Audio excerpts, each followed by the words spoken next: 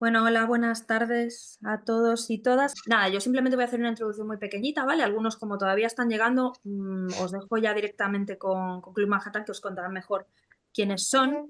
Son, así a grandes rasgos, un colectivo de experimentación comunicativa. Y nada, realmente lo que queremos saber es qué hacer con nuestro ex o con nuestra ex, ¿no? Con esta X que se nos ha metido en las redes, que era Twitter y que, bueno, y un poco aplicarlo en general a nuestra relación con las redes sociales, todas ellas, ¿no? O sea, un poco cómo vivirlo y de qué manera evitar esas relaciones tóxicas digitales que decíamos en el cartel. Así que yo me retiro, os dejo con este Club Manhattan maravilloso y ellos os cuentan un poquito quiénes son y de qué va a ir este taller. Bueno, pues muchas gracias por la introducción, por la invitación y por el espacio de debate, que nos hace mucha ilusión estar aquí. Yo me llamo Pedro, Yo, Dani, ¿qué tal? Dani. Y sí, bueno, Dani es comunicador social, yo estoy más en la parte de la academia, digamos, estoy haciendo el doctorado ahora mismo. Y bueno, y tenemos este colectivo pues, que nos dedicamos un poco a eso, ¿no? A investigar sobre estas cuestiones y nos parecía pues muy pertinente, ¿no? Venimos desde hace tiempo indagando en el Fediverso y viajando por ahí y nos parecía un momento óptimo pues para sacar estos debates, ¿no? a la esfera pública. Así que bueno, vamos allá. ¿Qué hago con mi ex? ¿No? Nos parecía un título simpático, gracioso. Eh, y bueno, cuando nos planteamos cómo enfocar este taller, ¿no? Esta sesión, eh, también nos preguntábamos, ¿no? O sea, cuando uno tiene una mala experiencia en una relación de algún tipo, una pregunta inmediata que surge es ¿qué ha pasado? ¿No? O sea, ¿cómo hemos llegado hasta este punto? ¿No? ¿En qué momento se fue todo al garete? ¿No? Entonces, para eso lo que os proponemos, antes de meternos directamente con Blue Sky, con X, con Mastodon, con el Fediverso, es hacer un breve repaso histórico pues, para ver de dónde venimos y dónde estamos a día de hoy y por qué y responder toda esta serie de cuestiones, ¿no? Entonces, ¿dónde empezó todo? Todo empezó aquí, con este diagrama que podéis ver aquí. Esto muy brevemente, pues esto es el origen de Internet, de donde empezó todo, porque ante en el contexto de la Guerra Fría eh, se planteó la problemática de qué pasaría ante un ataque nuclear por parte de los soviéticos en Estados Unidos. El ejército se planteó este problema y encargó una solución y fue esta que veis aquí. Eh, la conclusión a la que llegaron fue que esta red, la distribuida que veis a la derecha del todo, pues era la que más posibilidades tenía de sobrevivir a un ataque, de que la red siguiese funcionando, porque no dependía de ningún nodo concreto. Todos son independientes, todos son autónomos y podría funcionar independientemente de que alguno de ellos pues, fuese destruido, ¿no? Esto es como el marco general en el que surge lo que luego ha sido Internet, que es muchísimo más que eso. Y eso, esa idea, ese diagrama, esa idea en un papel, pues acabó siendo esto, que es el embrión de Internet, al planeta del proyecto que os comento del que surge Internet, financiado por el ejército. Pero ¿qué pasó? Que luego esto fue cayendo en desuso, el proyecto fue perdiendo interés por parte del ejército y como fue puesto en marcha por científicos de distintas universidades de Estados Unidos, pasó una cosa muy curiosa, que es que eh, empezaron a usarlo pues, para sus propios fines científicos de investigación, para compartir sus avances, sus progresos, sus resultados, pero no solo, sino que también le empezaron a dar un uso social. O sea, digamos que el primer uso social que se le dio a lo que en su momento fue el embrión de Internet fue una lista de correo en la que se compartían recomendaciones sobre literatura de ciencia ficción, los propios científicos, ¿no? O sea que empezó lo que fue una inversión millonaria para un proyecto relacionado con la guerra, acabó siendo algo muy aplicado a lo social, a la investigación, a la difusión de conocimiento, a la colaboración, a la participación, etcétera, ¿no? O sea que ahí se conforma ya un poco el ADN de lo que es Internet, ¿no? Un Internet distribuido y abierto. ¿Y qué pasa? Que esto no se puede entender sin lo técnico, lo tecnológico, no se puede entender sin el contexto social en el que se da. Entonces vamos a hacer un repaso muy breve por los años 60, porque ahí veis que comenzó en el 69, eh, para que veáis qué magma había en esa época, ¿no? Y cómo eso se reflejó luego en que todos estos científicos y pioneros de Internet le volcasen, ¿no? Ese tipo de espíritu abierto y distribuido, ¿no? Pues estamos en una época en la que surgió un rechazo al American Way of Life, que surgió después de la posguerra, ¿no? De la Segunda Guerra Mundial, y era un momento de efervescencia de todo tipo, ¿no? En el ámbito literario, estos son la gente de la generación Beat, de la contracultura, movimientos universitarios, estamos en los 60, el movimiento hippie, antimilitarista contra la guerra de Vietnam, antirracista, ¿no? Estos son gente del Black Panther Party, movimientos feministas, movimientos por la libertad sexual. Aquí vemos una imagen de mayo del 68. En fin, todo un compendio de nuevos sentires, de nuevas formas de ver el mundo que fueron calando, ¿no? Y eso me parece como muy importante porque a día de hoy sigue siendo válido, ¿no? Que no Internet y la sociedad pues van de la mano, ¿no? No podemos entender una cosa sin la otra. Para ir aterrizando un poquito más la cuestión, nos vamos a ir aquí. Esto es Silicon Valley, el tan famoso Silicon Valley, que está en San Francisco, está muy cerca de San Francisco, en California.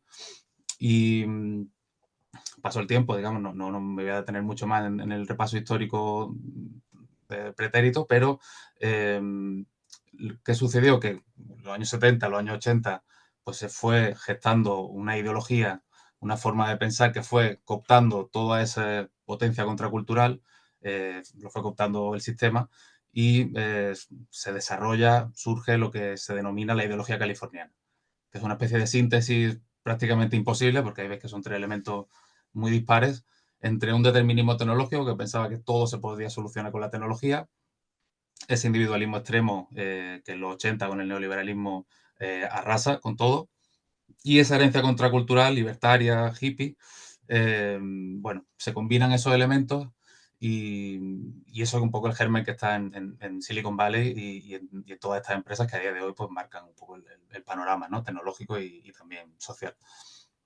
Este libro que os traigo aquí se llama La rebelión de Atlas en castellano. Lo traigo porque me parece interesante reflexionar sobre... este libro va de un grupo de empresarios que se rebela contra el Estado y contra la política, contra el gobierno, con toda esta postura anarcocapitalista, ¿no? Y resulta que es el libro uno de los libros favoritos de Elon Musk. Y bueno, me parece interesante preparando el taller porque, claro, estamos aquí ahora porque Elon Musk compró Twitter, empezó a hacer propaganda a favor de Donald Trump, de su campaña presidencial, y ahora Donald Trump le ha encargado a Elon Musk una agencia, un departamento de eficiencia gubernamental y está plenamente basado, digamos, en este libro, ¿no? O sea, como la importancia de las historias, ¿no? Y de las influencias, hasta el punto de que este libro llegó a ser el segundo más influyente en Estados Unidos, ¿no? Después de la Biblia, por una encuesta que hizo en los años 80-90 el Congreso de los Estados Unidos, ¿no? Para hacer hincapié en esto. Pero bueno, avanzando un poco en la historia, la World Wide Web que se crea entre el 89 y el 90, sigue, como veis, con el eslogan, ¿no? Let's share what we know, vamos a compartir lo que sabemos. La World Wide Web lo que pretendía era recuperar ese espíritu original de los 60, de los 70, de los pioneros de Internet y, por tanto, pues socializar el conocimiento, ¿no? Que Internet fuese en esa dirección. Esto que veis aquí como curiosidad, pues es el primer servidor de la web en el CERN, que es un centro de investigación de Suiza. Y de este despacho en Suiza, pues nos vamos a la selva lacandona en Chiapas, en el sur de México. Estos que veis aquí son miembros del Ejército Zapatista de Liberación Nacional, que, bueno, su historia, para quien no la conozca muy brevemente, pues ellos el 1 de enero del 94 se levantan en armas protestando por el Tratado de Comercio del Atlántico Norte, el NAFTA, y bueno, y declaran la independencia de Chiapas, que es la región sur de México. ¿Y por qué son importantes? ¿Por qué los traemos aquí? Porque fueron los primeros que utilizaron la web, allá por el año 94, apenas 4 o 5 años después de que se crease la web, para dar a conocer su causa, para establecer redes de solidaridad, de apoyo con un montón de partes del resto del mundo. Entonces, por eso se le considera, y creemos que siempre es importante tenerlos presentes en este tipo de relatos, como los pioneros de la tecnopolítica, tal y como la conocemos a día de hoy. Y fueron muy importantes también porque apenas 5 años después, en el 99, se produce la contracumbre de Seattle, que era una protesta frente a la cumbre de la Organización Mundial del Comercio. Y fueron, pues bueno, totalmente inspirados por los zapatistas, así como por todos los movimientos de los 60, por todas esas prácticas y nuevas formas de ver el mundo que surgieron por aquel entonces, ¿no? Aquí preparando el taller también comentaba mucho, ¿no? Como esa imagen que se ve de fondo, cómo está todo el mundo grabando, ¿no? Que ahora nos parece lo más normal del mundo en cualquier manifestación, cualquier evento público. Pero fue justo en esa época cuando empezó pues toda esta tendencia, ¿no? Toda esta forma de estar en público. Y bueno, y en aquella época realmente es cuando se empieza a poner en marcha todo un movimiento de periodismo ciudadano, de redes de contrainformación, de medios independientes, como Indymedia, que es un experimento interesantísimo a nivel de activismo mediático. Y bueno, entonces, digamos que entramos en los años dorados de Internet, en el sentido de la cultura libre, surgen las wikis, como Wikipedia, que es la más importante, blogs, ¿no? La blogosfera, Creative Commons, un montón de iniciativas que ponían en práctica y materializaban de alguna manera pues todas esas ideas, ¿no? de utilizar Internet pues para la emancipación, ¿no? de la humanidad y de pues, hacer un progreso de la sociedad, ¿no? ¿Qué es lo que ocurrió? Lo siguiente, pues que ya a mediados de los 2000 se pone en marcha por parte de las empresas, digamos, ¿no? De una operación de marketing que trataba de capitalizar pues toda esta inteligencia colectiva, toda esta potencia social bajo el concepto de la web 2.0, ¿no? Y es por aquel entonces cuando surgen pues Facebook en 2004, YouTube en 2006 y también, para el caso que nos ocupa hoy aquí, Twitter, ¿no? Este que veis aquí, pues Jack Dorsey, que fue uno de sus fundadores y fue el CEO hasta que se la vendieron a Elon Musk. Y entonces, pues bueno, todas estas plataformas, que como digo, son empresas pues de Silicon Valley, son estadounidenses, totalmente capitalistas, ¿no? Corporativas, etcétera. De alguna manera, y avanzando un poco más en el tiempo, que vemos, ¿no? El 15M en la Plaza del Sol, aquí es cuando empezamos a caer un poco en la trampa y quizá a ver las primeras señas de que nuestra relación con lo digital se está volviendo tóxica, ¿no? Después de un idilio maravilloso, pues bueno, aquí empezamos a abandonar nuestras propias redes autónomas, ¿no? Empezamos a depositar demasiada confianza en una plataforma que, como digo, su único objetivo es pues, rentabilizar los datos y servir a los intereses de otros que no son la gente, ¿no? Entonces, bueno, aquí digamos que tenemos que empezar ya a pensar en qué momento se tuerce esta relación y hasta qué punto esto es parte de que hayamos pasado pues del 15M a esto, ¿no? Al asalto al Capitolio, ¿no?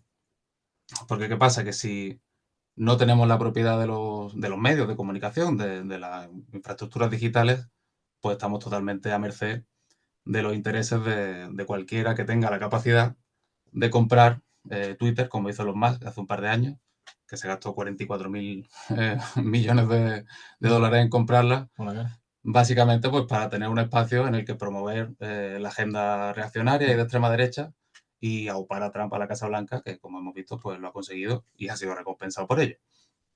Entonces, en resumen, ¿en qué nos encontramos ahora mismo?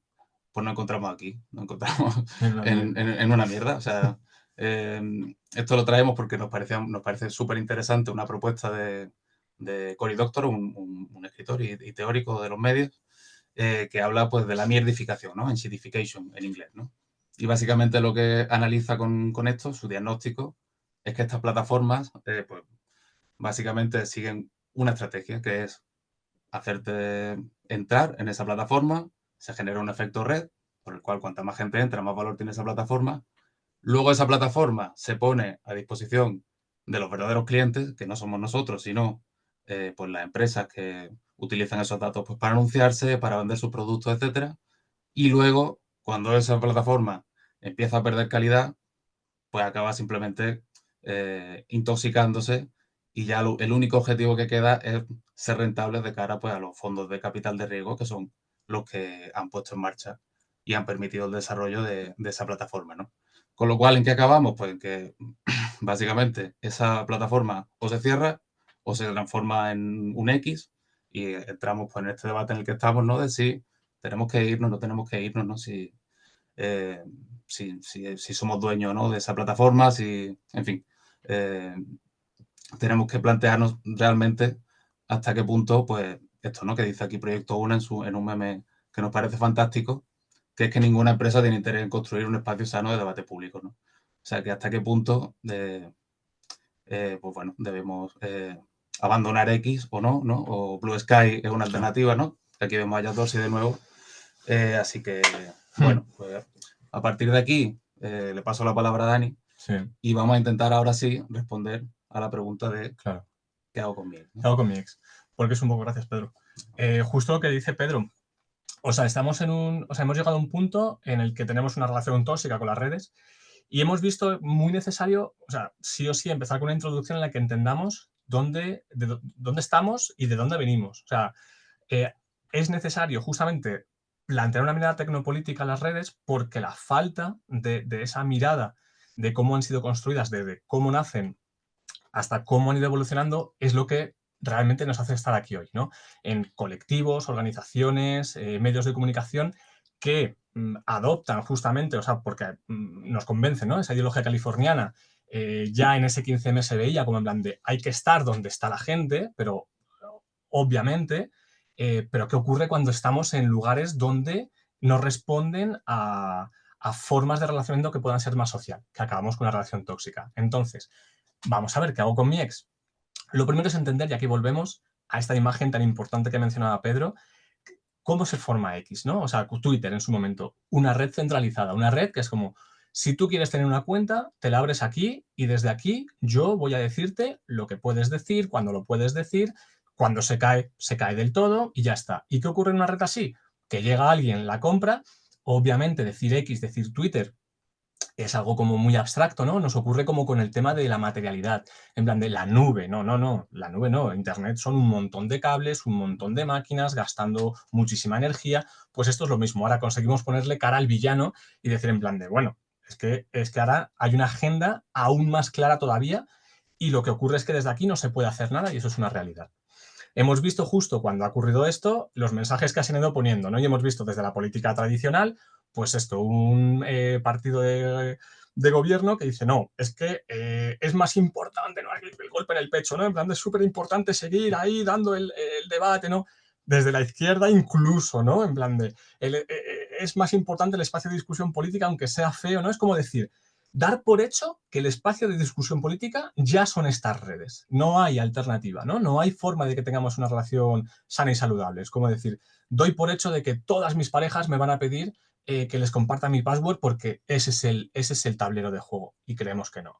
Hemos visto, por ejemplo, igual, pues sociólogos como César Rendueles que hacen otros llamados que dicen, oye, es que no podemos quedarnos en estos sitios nazis, sobre todo si somos instituciones científicas, educativas, ¿no? Hay que ir más allá. O otras personas, por ejemplo, divulgadoras como Carmen Pacheco, que nos recuerda y dice, a ver, un momento, o sea, el concepto de empresa privada, que por lo que estás luchando, ¿no? Esta metáfora en plan de, es un reservado de Pachá en un apocalipsis zombie, y creemos mucho en este tipo de formas de afrontarlo. Y mientras tanto, aparece, ¿no? Parece como de la nada, que obviamente no, pero un Blue Sky que ya automáticamente empieza a asumir, obviamente, un gasto en publicidad enorme y muchas más cosas. Ya van 1 millón, y esto es del 12 de noviembre, o sea que ahora van por muchísimos más. Y por último, así, Eduardo Saldaña, que decía una cosa que en plan de, oye, cuidado, que es que solamente se está hablando de salir de X cuando también están WhatsApp e Instagram, que tenemos que ponerlas en el objetivo. Y ahí Proyecto Una respondía de una forma muy buena que decía, oye, ¿qué le estás colocando? Más chocolate a la tarta. Y estamos de acuerdo, porque realmente el debate tiene que ser sobre esta forma de organizarse las redes. ¿Qué ocurre? Vemos medios generalistas que Mastodon, que no es de lo que venimos a hablar como tal, o sea, es una de las muchas cosas que hay en el Fediverso, siempre es, ¿no?, la opción friki. Siempre lo social, lo autogestionado, lo soberano. Es como, no vaya a ser que se organice demasiado bien esto, ¿no? Entonces, esto como y se ve mucho en cualquier tipo de medio. Entonces, vamos a ver, ¿qué claves necesitamos trabajar para entender si nuestra relación se va a volver tóxica? Pues un internauta, date cuenta, ¿no? Red flag número 1. ¿Cómo son sus protocolos? ¿Qué es un protocolo? Es la forma en que la plataforma se se va a comunicar con otra, ¿no? Si yo tengo, por ejemplo, pues el correo electrónico, siempre ponemos este ejemplo. Si yo tengo un correo electrónico de X y otro de Y, yo me puedo enviar un correo electrónico, ¿vale? Pero hay otras plataformas, otras redes que no pueden dialogar entre sí. Volvemos a nuestra imagen. Habría una red centralizada, un protocolo que no me permite más que comunicarme desde esa plataforma, una descentralizada que ya me permite un poco más de libertad, pero bueno, habrá como unos satélites, ¿no? Realmente lo descentralizado es lo que solemos ver más, ¿no? Formato pues, wiki, por ejemplo, etcétera, y ya una distribuida que en realidad es como funciona Internet, pero luego está la capa de la web que puede funcionar de una u otra forma. En el Fediverso, ¿qué nos encontramos? Una cosita que se llama ActivityPub, ¿vale? Es un dato técnico que es así es como se llama el protocolo. Muy interesante, que de hecho viene de la W3C, que es, cuando contaba justamente Pedro, cuando se crea la World Wide Web y todo, la web es la capa, digamos, de cómo funciona sobre Internet. Y hay una fundación que se encarga de velar porque funcione con estándares que valgan para todo el mundo, que nadie llegue, invente algo que sea patentado y ya no nos podamos comunicar.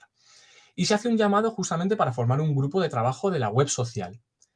Y la gente que automáticamente como pidió sumarse a este grupo era gente que formaba parte de muchas diversidades, en el sentido que ya vivía una web violenta, una web agresiva, y buscaban justamente en plan de cómo podríamos construir entonces un protocolo, una forma de relacionarnos donde la relación sea mucho más saludable.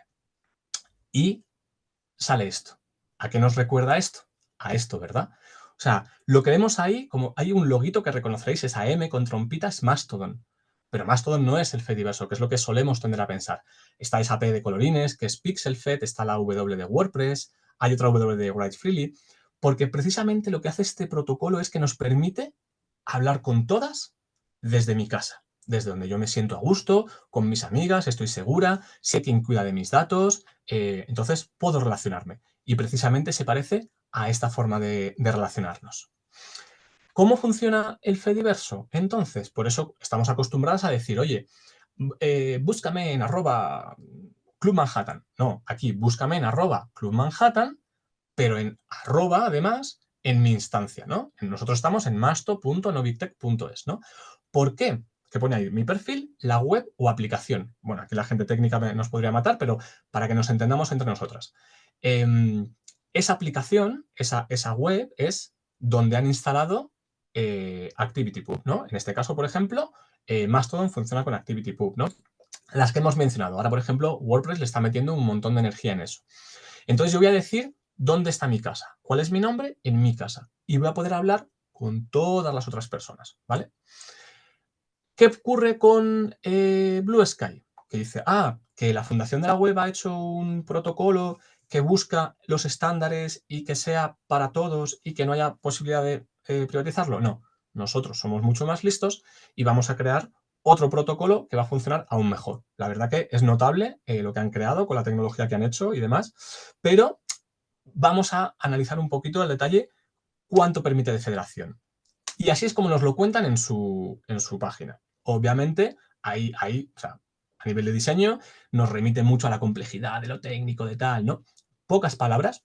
Hay esa cosita que se llama relay, que viene a ser como lo que filtra la información, lo que hace que separe las cosas, que va a unos PDS, que son como unos servidores personales, y que de ahí llegan a la gente a través de una aplicación, ¿no? Entonces, bueno, podría ser una estructura si tú puedes instalarte un relay, puedes hacer que gente tenga sus propios servidores y que de ahí vaya. Otra forma de explicarnos, nos dicen, oye, de la izquierda llega ahí pues los datos crudos, ¿no? Llega la información que pasa por el relay, la app te la procesa y ese arco iris maravilloso que te llega hasta tus ojos, ¿no? Y te muestra todo.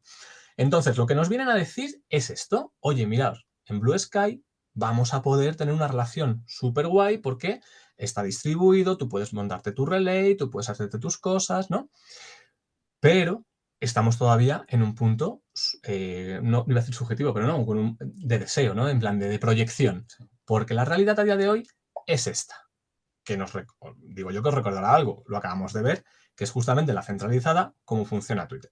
Mola más, se parece más al Twitter antiguo, ¿no? Pero también un poco yo creo que ha hecho el efecto red totalmente, han ido todo el mundo para allá, decir, esta es la nueva red, aquí es donde está el sarao, la farándula, que hace falta, obviamente, es donde tenemos que encontrarnos con la gente. De eso se trata una red social al fin y al cabo, ¿no?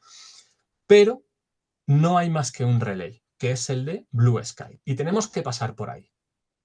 Y diréis, bueno, pero es muy prontito. Esto van a montar más relays. Va a ser posible, se va a poder distribuir. Sí, pero estamos aquí. O sea, en realidad es como, estamos en que el Blue Sky es casi como una especie de eso, de no lo lleva Elon Musk, pero realmente nos está un poco vendiendo lo mismo. Porque, bueno, me quedo aquí justamente, la estructura tal como la han formado es muy compleja, ¿vale? A la hora de poder precisamente financiar lo del relay. Ahora vamos a verlo más adelante. Red flag número 2. ¿Puedo cambiar distancia? Y esto, de hecho, es una de las cosas que plantea Cory Doctorow, el que habla de la mierdificación, en plan de, oye, toda aquella plataforma en la que yo no pueda irme, pero además irme con mi capital social, con mis contactos, con mi información, me puede usar, me puede llevar a una relación nociva para mí, que es lo que nos pasa. Hemos ido comprando constantemente, cuando digo, hemos desde los medios, desde los colectivos, ¿no? Yo qué sé, quien tuviese, por ejemplo, sus fotos en Flickr hace 10 años, las perdió todas porque de repente pasó de ser gratuito a pagar más. Servicios de Google muchísimos, ¿no? Entonces oye, yo voy a poder mudarme. Para que veáis, por ejemplo, a nivel de Fediverso, esto es de Madrid, que como sabemos, bueno, es como el centro del universo para nosotros. Ahí se ve la cantidad de instancias que existen de algún software del Fediverso. No tiene por qué ser Mastodon, puede ser cualquier cosa. Lo verde, por ejemplo, son los ecológicos, ¿vale? Que usan tecnologías más renovables, etc. A nivel de España, aparte de Europa, todos estos. En cada uno de esos puntos hay un lugar donde yo me puedo abrir una cuenta para poder hablar con las demás, sabiendo quién lo ha instalado, cuáles son las condiciones, cómo se lleva, etc. A nivel de Europa tenemos todos estos y a nivel del mundo tenemos todos estos, ¿vale? Entonces, en este sentido, no solamente es que existan estos, sino que además yo puedo abrirme una cuenta en uno y puedo arrepentirme, querer cambiar, haber encontrado más amigos en otra, fundar otra, y me llevo toda mi información y me la llevo a este otro lugar. ¿Qué ocurre, por ejemplo, con Blue Sky? Y volvemos a este cuadrito que nos pone aquí, que es justamente lo que decíamos, ¿no? En plan, oye, se plantea que puede ser totalmente federado, pero la realidad, y aquí Christine Lemmer-Weber, que es una de las personas creadora precisamente del protocolo ActivityPub, ha hecho una investigación potentísima, que luego de hecho pasaremos, bueno, si estáis de acuerdo, a través del correo que os habéis apuntado, una lista, digamos, con recursos, un artículo donde ha analizado si podemos decir que Blue Sky es federado y además cuánto puede costar a una persona lanzar un nodo de Blue Sky. Llega a la conclusión de que técnicamente no podemos decir que sea federado y además plantea sus primeras intuiciones es que podría costar $55.000 al año mantener un nodo. Luego otras personas le responden, ya os digo, hace esto nada, 2 días preparando el taller, hemos estado cada día sacando más información y su conclusión final es que podrían llegar a costar $414,20 al mes montar un nodo de Blue Sky. Esto está alejadísimo de la realidad de colectivos sociales o personas que a lo mejor quieran de repente abrirse, por ejemplo, eso, fundar una instancia para su propia libertad y soberanía, ¿no? Cuando en Mastodon, o sea, puedes perfectamente comprar servidores pequeñitos, escalables, que pueden costar 5 al mes, $5, $10, y de ahí ir creciendo software que se instalan de forma muy sencilla. Entonces aquí ya tenemos una pequeña falacia, por no mencionar una red flag que ahora hablábamos justamente también, que es en plan de ¿quién te está financiando? A Blue Sky lo financian capitales de riesgo, fondos de criptomonedas, un poco, o sea, desde el anarcoliberalismo, y eso obviamente es toda gente que mete dinero para recibir un rédito, ¿no? Entonces, y hemos visto además que al final en Internet la innovación se entiende por meterte publicidad, ¿no? O sea que es bastante complejo en ese sentido. Conclusión, no puedes llevarte tu información de Blue Sky. Decimos, sí, de momento ya lo sabemos, pero aceptamos apuestas a que no crecerá como el Fediverso. En un sentido de que ese proceso de mierdificación nos están diciendo, mira, vente, este es el lugar donde vas a poder tener una súper buena relación, donde vas a ser ya más libre, donde vas a ser... Pero justamente es esa súper empaquetada historia que les hemos hecho de Internet, de cómo nace realmente, cómo hemos ido adoptando ese modelo de la ideología californiana hasta el final de nuestros días, en los que decimos como, bueno, ya, pero es que si ya les he dado todo mi capital social, como vemos, por ejemplo, de los medios, que de repente, pues claro, en Twitter tienen muchísimos, salirnos de ahí es complicado. Eso venimos un poco también a hablar, ya creo que conflictuar eso, ¿no? De decir, bueno, ¿y qué hacemos? ¿No? Es decir, listo, me salgo, ¿no? Hablamos, por ejemplo, medio como la marea que nos acoge hoy. No es tan fácil, ¿no? Entonces, bueno, ahí también nos sale esa metáfora, ¿no? Igual con un ex, bueno, uno se guarda el teléfono y a lo mejor en Navidades le llamas para felicitarle la Navidad o algo, entonces hay formas de hacer, ¿no? ¿Qué os traemos? Instancias desde donde podemos empezar. Podemos empezar a probar, a ver, ¿no? Y de las que podrás migrar si encuentras otra que te mola más, ¿vale? Porque de esto se trata. En este caso os hemos traído algunas, por ejemplo, de Mastodon, porque al final, como, bueno, Mastodon, digamos que es como el símil, ¿no? Pero creo que hemos explicado correctamente que entendáis que el Fediverso tiene más que ver con un tema de protocolos, con un tema técnico, y hay muchas más. Y aquí, bueno, pues tenéis masto.es, que os hemos puesto ahí una imagen para que veáis también, pues que se parece mucho a esa lógica de Twitter, ¿no? Gráficamente, micromensajes. Se puede ver quién es la persona o colectivo que lo gestiona, se puede ver cuáles son las normas. Hay, por ejemplo, instancias en las que, oye, aquí solo para pues, temas feministas, solo para temas hackers, solo para... o simplemente son abiertos. Muchos, no hemos puesto, por ejemplo, Mastodon.social, porque es el nodo principal, es del creador de Mastodon y ahí es un poco un badulaque de muchísima gente y podemos encontrar más específicos. Masto.es de comunidad habla hispana, vamos a encontrar mucha gente, pues eso, que habla nuestro idioma y que está probablemente cerca de nuestro territorio. Social.anartist.org, que es un servidor gestionado por y para artistas, que ahora vamos a hablar un poquito más adelante. No Big Tech, que es donde tenemos, por ejemplo, el Club Manhattan, nuestro perfil, que es, bueno, es un proyecto muy bonito de socialización de los medios digitales y a nosotros, por ejemplo, pues de momento nos cuadra y va muy bien. Temas cooperativos, por ejemplo, podríamos tener un social.coop, este es de habla inglesa. Aquí está, por ejemplo, Christine Lemmer-Weber, pero ves, hay mucha gente, ¿no? Que ves que está ahí. Hay un tema aquí, como hemos dicho, y a lo mejor podemos compartir pantalla y que veáis cómo son nuestros propios Mastodon, pero en un sentido de cómo se soluciona esa cuestión técnica, porque tú puedes ver cualquier red que use esto, ¿no? Y luego Mastodon.green, que también es pues, un servidor ecológico hospedado en la web, que también, bueno, pues está muy bien, porque al final, donde tengamos la instancia está bien, ¿no? Importante, si vamos a meternos en esta nueva relación y queremos habitar estos espacios, lo primero presentarnos, o sea, la educación, lo primero en un mensaje se pone presentación y eso nos permite que la gente, nada más llegar, es como abrir la habitación de una sala en una fiesta y decir, ah, buenas, ¿qué tal? Soy, ¿no? Y ya, poco a poco vas conociendo gente. Y de hecho ese es el punto que ahí no hay un algoritmo que esté enfocado a generarte una relación tóxica, en el sentido de saber qué es lo que quieres, investigarte, estudiarte, ofrecerte.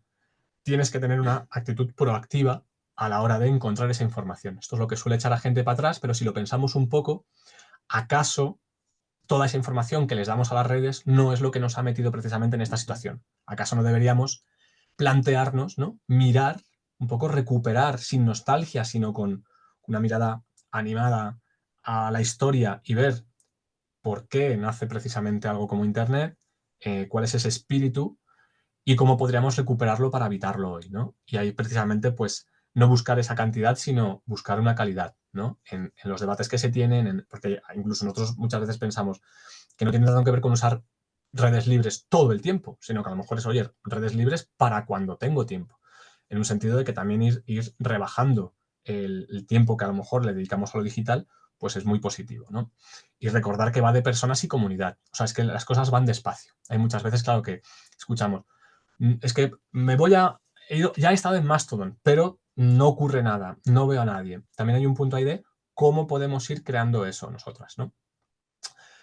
Y si no rompes con tu ex del todo, podemos recordar estas 3 reglas de la RAP, que es de la resistencia a la agresión publicitaria, que está muy bien, ¿no? Porque bueno, tendremos igual que ir migrando a nuestra comunidad, a nuestras amigas, ¿no? Y decirles, oye, que ya no estamos aquí, que nos vamos para este otro lado. Lo primero es que podemos usar estas redes sin promocionarlas, debemos usarlas sin promocionarlas. No tenemos por qué colocar los iconos de ellas en nuestras páginas web, por ejemplo, o colocar los feeds, ¿no? En plan de, mira mis últimos tweets, ¿no? En plan, oye, se usan, están ahí para quien ya estaba, pero en mis espacios de comunicación yo me enfoco, o sea, me esfuerzo en dar a aquellos que, como hemos visto, sé que me voy a poder migrar, sé cómo funciona el protocolo, que son sostenibles. Evitar contenido exclusivo. Aquí en plan de, ¿por qué decir en plan de, síguenos, la última información la vas a encontrar aquí? O justamente decir, oye, un medio de comunicación, por ejemplo, mira, vamos a publicar primero en nuestras redes libres y luego nos podrás seguir por ahí si quieres, pero incluso ni siquiera mencionarlo, ¿no? Y evitar contribuir económicamente. Una decisión clave, como por ejemplo, no pagues el tic azul para darle dinero a un multimillonario que además lo que está intentando es posicionar una agenda fascista. Entonces, estas 3 reglas nos parece importante para decir, bueno, sabemos que no es fácil, o sea, sabemos que es un proceso en el que tenemos igual, ¿no? Como que ir quitándonos, pero que son muy buenas para poder ir lográndolo. Y ahora también nos traemos organizaciones desde donde activar estrategias colectivas, porque lo colectivo tiene que ver con eso, con encontrarnos y hacer cosas juntas, ¿no? Y aquí está, por un lado, bueno, sabemos que hay muchas, os hemos traído unas pocas, como por ejemplo Común.org, que como pone ahí es un proyecto de transformación social hacia un mundo descentralizado, donde podéis conocer sobre herramientas, podéis conocer sobre lógicas, pero muy importante es que hay un foro. Tenemos que volver a ese tipo de espacios mucho más livianos, mucho más sencillos, directos, que funcionan muy bien, como es un foro donde nos inscribimos y preguntamos a la gente que hay, que nos van a decir cómo podemos hacer, con quién podemos hablar, dónde puedo encontrar un tutorial, incluso qué otros colectivos me pueden ayudar, porque hay un punto aquí que se basan en la colaboración, se basan en el compartir, ¿no? Estas lógicas de las que hablamos, que es como nace Internet. Entonces, en estos espacios se rescata eso.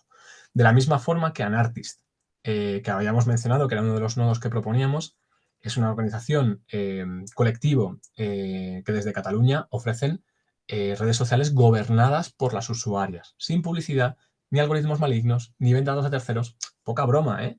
O sea, es que decir eso es como decir, no hay posibilidad de que te engañe, porque estás viendo constantemente cómo se gestiona esto.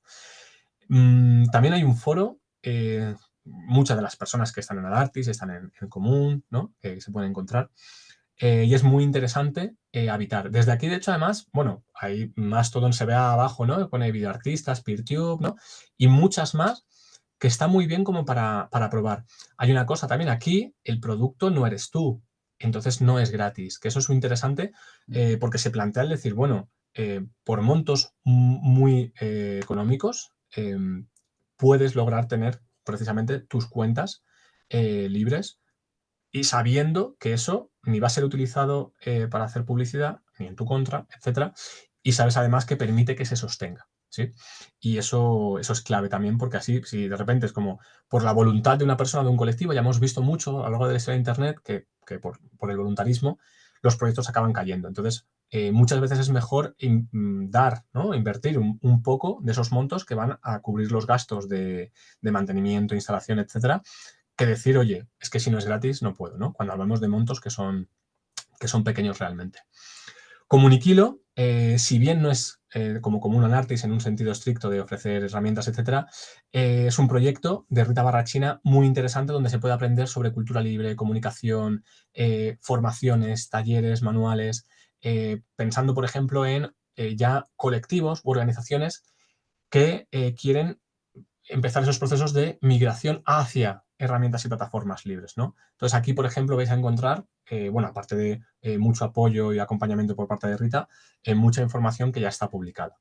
De la misma forma que Amovet, por ejemplo, que es una cooperativa que trabaja desde las lógicas de la cultura libre y la soberanía tecnológica, creando software ¿no? y soluciones tecnológicas en el marco siempre de la economía social, como hablamos de lo libre, Y aquí, por ejemplo, igual, o sea, lo bueno de este tipo de organizaciones y de colectivos es que te van a acompañar si ven que además tu necesidad no se ajusta con lo que te pueden ofrecer, van guiando justamente para ir conociéndonos, ir ampliando como esa red, ¿no? Y, por último, nos parece también clave ir al mercado social, si bien no porque tengan específicamente programas de migración a redes libres, etcétera. Hay muchos colectivos repartidos por el territorio español que trabajan desde la lógica del mercado social, desde la comunicación, desde esas perspectivas, pues ya sean ecologistas, feministas, etcétera, y la tecnología está también en este meollo, y se va a poder encontrar tanto espacios como personas con las que dialogar de esto, ¿no? Entonces, bueno, de estas reflexiones, claro, a nosotros nos surgen muchas cosas, como por ejemplo, claro, cómo se traduce esto, por ejemplo, ahora, dónde migra un medio de comunicación, y hay un punto que ya no es solamente dónde migro, sino incluso hasta qué puedo yo crear, ¿no? ¿Qué ocurriría? Y nos planteábamos, ¿no? Soñando, como qué ocurriría si la marea crea un nodo, por ejemplo, donde pueda hacerse esos mensajes, ¿no? Un nodo de Mastodon, por ejemplo, donde la gente pueda tener una cuenta para difundir información que ahí directamente la marea puede decir, oye, aquí no hay bots, aquí no entran trolls, aquí no entran... Pero ¿qué ocurre encima si a lo mejor se juntan varios medios para plantear tener instancias o una instancia gestionada para justamente tener un lugar donde sabemos que vamos a ir y recibir información de forma honesta, clara, segura, ¿no? Entonces, en realidad, el reto está aquí, pero lo que sí sabemos y lo que proponemos es que para tener relaciones, salir de relaciones tóxicas, necesitamos proyectar la mirada tecnopolítica a las redes, conocer cómo funcionan, conocer quién las financia, conocer sus protocolos, conocer sus algoritmos, conocer sus entresijos para de esa forma tener espacios más propios. Así que muchas gracias.